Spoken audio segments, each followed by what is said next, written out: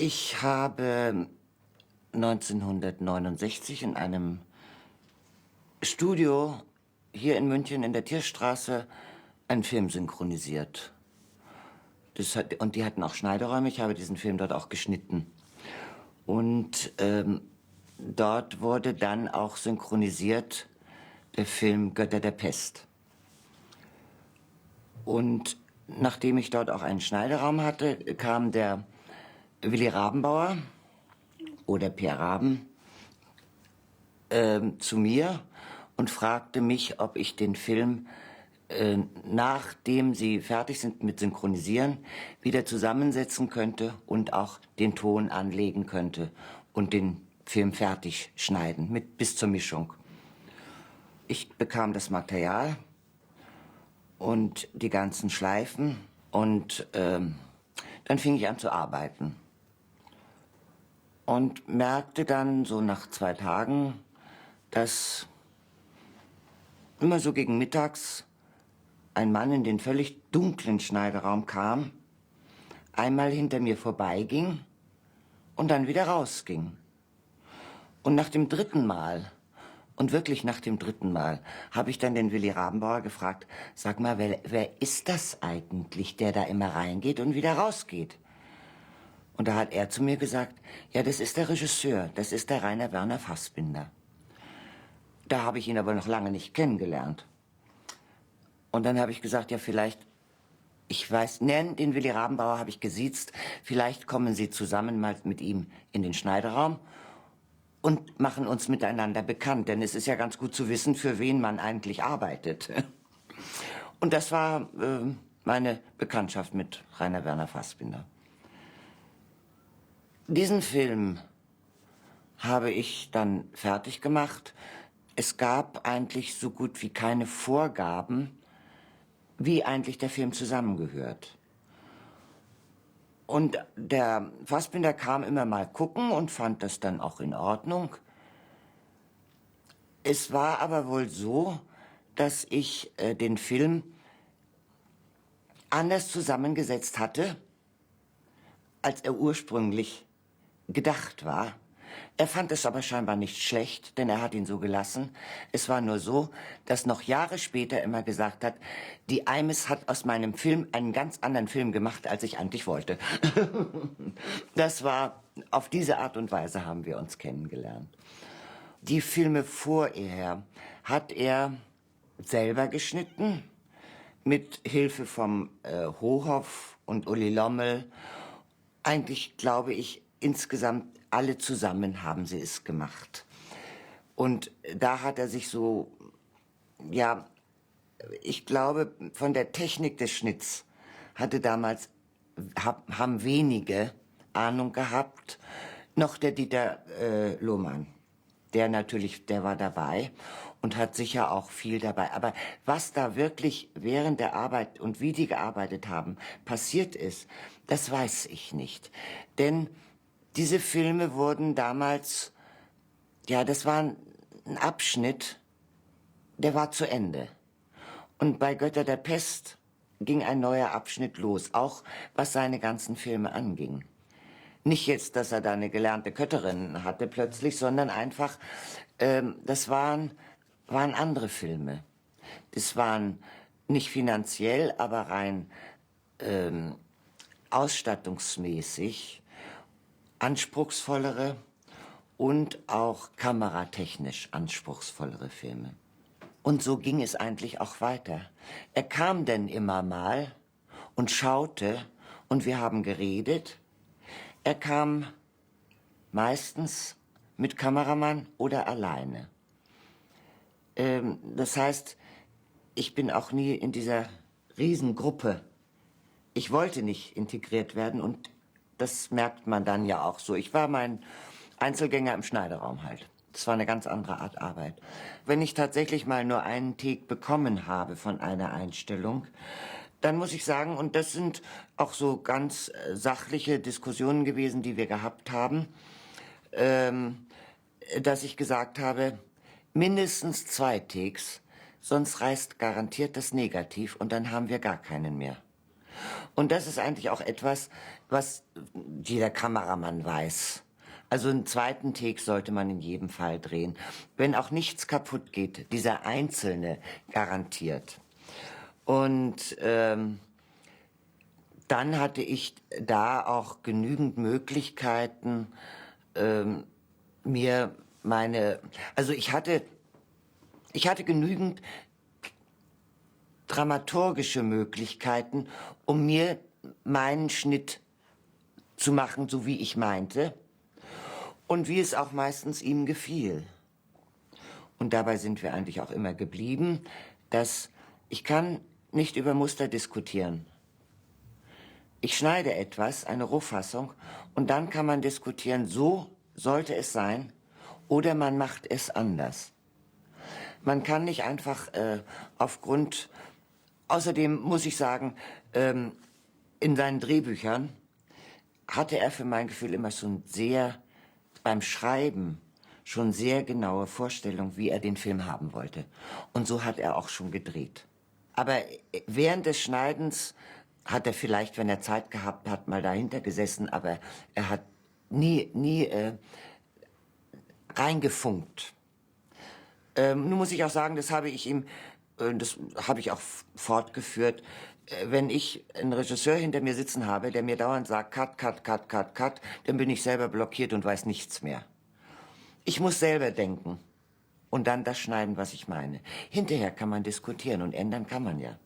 Wenn er öfter als 2, 3, 4 Tage im Schneideraum geschaut hat, fragte er mal, ob er seinen Namen als Kötter, nämlich Franz Walsch, mit auf den Titel setzen dürfte. Mir war es egal und ich habe gesagt, ja, Sie kommen, wir haben uns immer gesiezt, Sie kommen natürlich an die erste Stelle.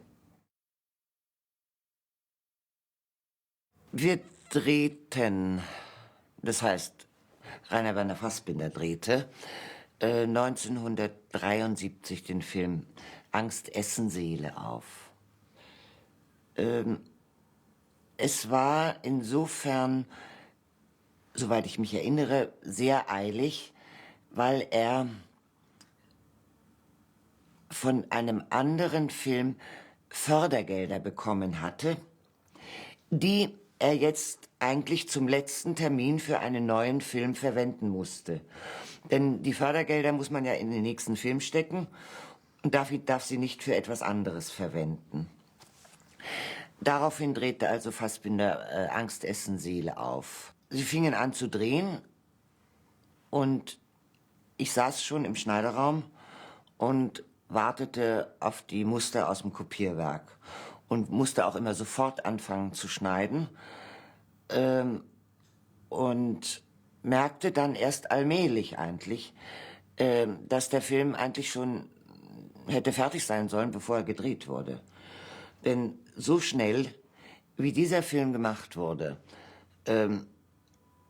vom ersten Drehtag bis zur Nullkopie, 4 Wochen, das war harte Arbeit. Ich saß also da in einem unglaublich engen Schneideraum hier in Schwabing, 24 Stunden am Tag und habe diesen Film geschnitten.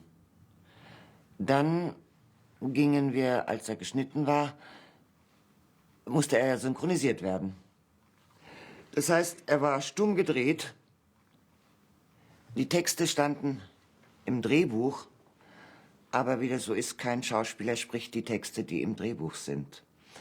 Das heißt, um überhaupt festzulegen, was gesprochen wurde, um es dann lippensynchron zu synchronisieren, saß ich da und guckte nur den ganzen Tag auf den stummen Schneidetisch. Was haben Sie nun wirklich gesagt? Ich habe von den Lippen abgelesen. Und habe dann daraufhin die Texte geschrieben und dann haben wir den Film getaked. Es wurden unendlich Schleifen geklebt. Der Durchschnitt dieser Filme war zwischen 250 und 400 Schleifen, lauter einzelne Takes, die alle einzeln synchronisiert wurden. Dann musste jetzt der ganze Ton auf Perfoband überspielt werden. Die Töne mussten wieder zusammengeschnitten werden und ich musste am Schneidetisch den Film wieder zusammensetzen. Aus diesen ungefähr 300 Takes wieder einen kompletten Film machen. Und dann habe ich die Sprache angelegt. Es wurden Geräusche gemacht. Nochmal das Gleiche mit Takes, nicht so viele, weil Geräusche, Takes sind länger. Und dann wollten wir anfangen zu mischen. Und dann hörten wir immer bei der Mischung auf einem der Perfobänder so immer wieder blub, blub, blub, blub, blub, blub, blub, blub, was mit der Sprache nichts zu tun hatte. Wir haben gesucht, auf welchem der Bänder das war, und es war auf dem Sprachband.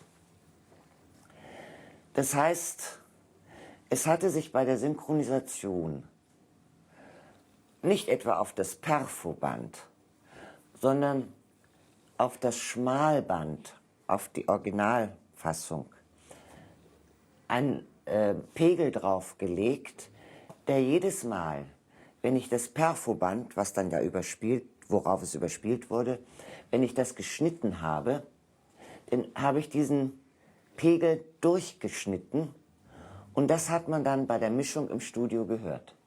Am Schneidetisch nicht, weil die Pegel am Schneidetisch anders abgespielt werden. Und nachdem wir also endlich nach, was weiß ich, 3 Wochen da im Studio mischen wollten und ich bei dieser ersten Mischung haben wir gemerkt, dass die Sprache also nochmal gemacht werden musste, habe ich einen Nervenzusammenbruch gekriegt.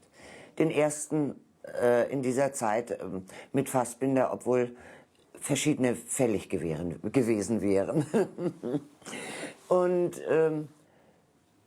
ich zog mich zurück, ging in irgendeinen dunklen Nebenraum und dann fing ich an zu heulen, was bei mir sehr selten ist. Es ist sehr selten. Wenn ich es tue, dann tue ich es dann anschließend zu Hause. Aber da konnte ich nicht mehr. 4 Wochen Tag und Nacht gearbeitet und dann dieser Erfolg mit den kaputten Schmalbändern. Und dann kam der Fassbinder. Ich habe ihn noch nie so erlebt vorher. Er kam und tröstete mich, oder er versuchte es zu tun. Und es war eigentlich ein ganz schöner Moment, weil er sich von einer ganz anderen Seite gezeigt hat. Er war mir gegenüber immer, wir waren gegenseitig sehr distanziert voneinander, was gut ist, wenn man miteinander arbeitet. Aber da war es völlig anders plötzlich. Und dann habe ich das auch überwunden, meinen Heulkrampf, und wir haben den Film nochmal synchronisiert und wir haben ihn trotz allem in diesen 4 Wochen fertig bekommen.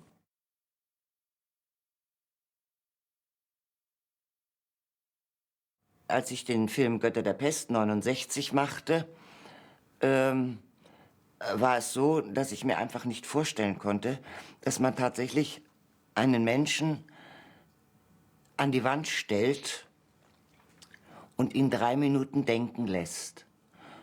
Und nicht nur im Dialog 3 Minuten, dass es gesagt wird, sondern in einer Einstellung stand Harry Bär 3 Minuten da und hat nachgedacht. Und das wurde gezeigt. Was natürlich schön ist, weil sich jeder Zuschauer auch seine eigenen Gedanken dann machen kann. Diese Länge der Einstellungen hat sich, je länger wir miteinander arbeiteten, verändert.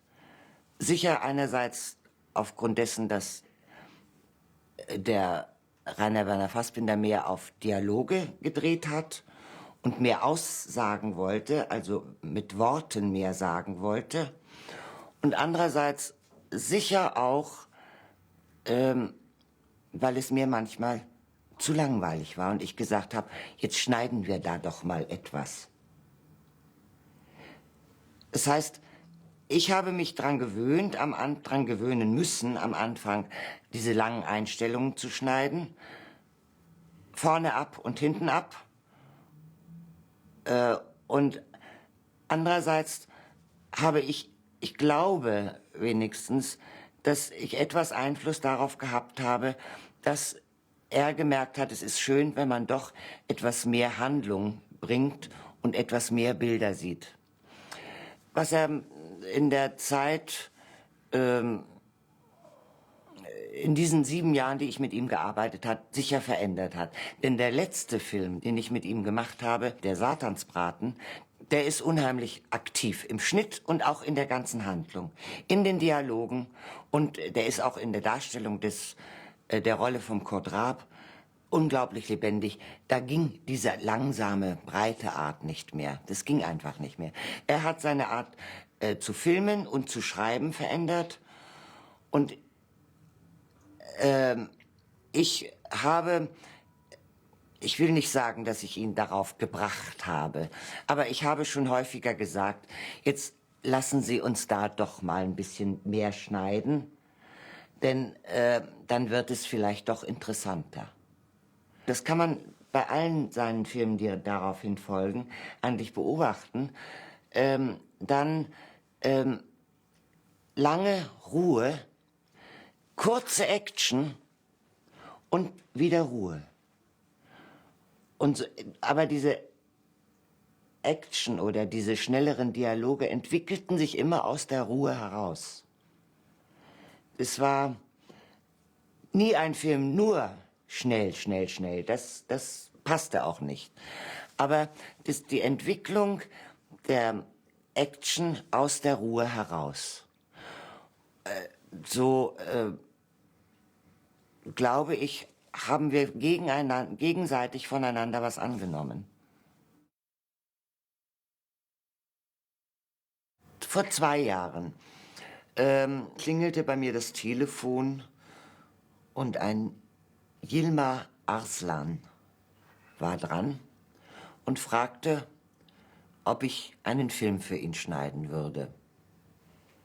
Ich hatte den Namen noch nie gehört und er erzählte mir, er hätte einen Schauspieler, das ist der Shabat Noshir, und dem sei passiert ein Überfall von Neonazis. Und zwar, als er das Theaterstück spielte, Angst essen Seele auf. Der Shabazz ist Iraner. Diese Geschichte hat er dem Yilmaz erzählt und der hat gesagt, daraus werden wir einen Kurzfilm machen. Yilmaz ist gebürtiger Türke, aber in Deutschland aufgewachsen. Und ich bin da rangekommen, weil der Arslan versucht hat, so viele wie möglich daran mitarbeiten zu lassen, die vor 20 Jahren, vor 30 Jahren bei dem Film Angst essen Seele auf dabei waren. Es war der Jürgen Jürges, der Zeit hatte. Er hatte endlich irgendwann Zeit, der Film wurde nämlich seinetwegen 3-mal verschoben. Die Biggie Mira, die trotz ihres hohen Alters noch so fit ist und das mitgemacht hat, von der ich mich unglaublich gefreut habe, sie wiederzusehen, wenn es auch nur am Schneidetisch und auf der Leinwand war. Und ich sollte den Film halt schneiden. Und das fand ich erstmal die Idee so gut, dass er versucht hat, Leute von vor 30 Jahren wieder unter einen Hut zu bringen. Die Idee mit der subjektiven Kamera ist natürlich eine unheimlich gute Idee. Und zwar einfach, weil erstmal dem Film genommen wird, dass man immerzu ein blutendes Opfer sieht. Ich sehe nur die aggressiven Angreifer. Anders kann man diese Jungs nicht bezeichnen. Und dann habe ich die Muster bekommen und habe am Schneidetisch gesessen und habe gemerkt, ja, eigentlich müsste man diesen Film, das Opfer steigt aus dem Zug, es geht in den Tunnel, es wird zusammengeschlagen, es kommt zur Polizei, er läuft weg, er geht ins Theater. Man müsste den Film in einer einzigen Einstellung drehen.